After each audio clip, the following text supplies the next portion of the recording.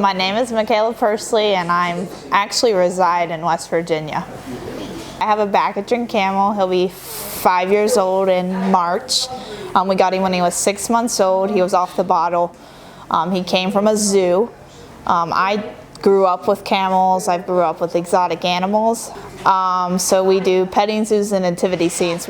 And last minute, so I didn't get to bring my camel with me, I was jumped in the truck. I'm like, I'm going. It's a once in a lifetime. You never know if you guys will get to come back and do the camp again, which hopefully you do. So I came and I'm like, with animals and different animals, whether it's camels, horses, dogs, cats, you're always learning something. There's always not necessarily a better way to do something, but there's different ways to do stuff. And so no matter what, your way may work for one camel, or it's supposed to work for all, and by all the, what do we have, 9 here?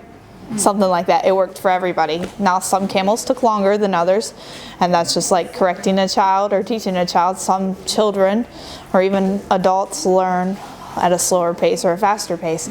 So I wanted to learn your guys' techniques and see what worked for you guys, and I did. I learned a lot. You're way different than how we train in America.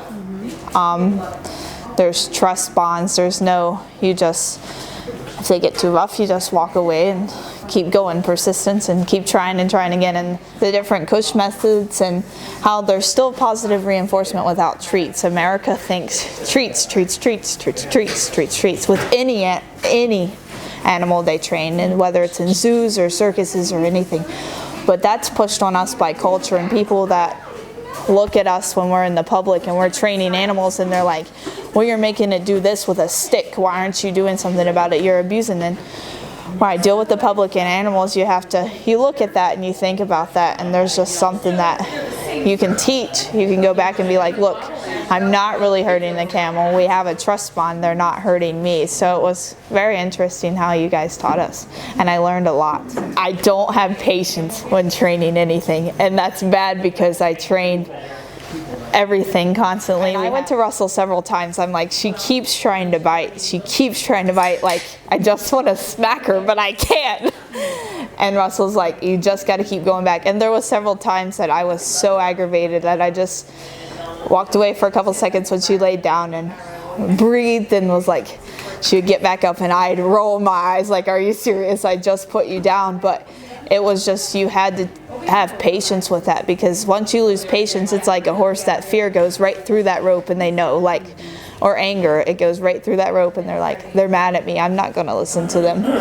And so I figured out how to, like, by the end we were out in the field doing our walking, and she was carrying on quite a bit. She didn't want to cush. I just sat there, cush, cush, cush, and by the end she cush, and she was down, and she just kind of looked at me like, oh, you aren't so bad at all. I grew up with everything, and there's always new techniques. Like, it's something you want to go try. It's not, you can go to an American train. They do them all the time, American camps over here, and how our culture trains. But there's just a bond with camels. And again, I didn't work with my camel. I didn't bring him.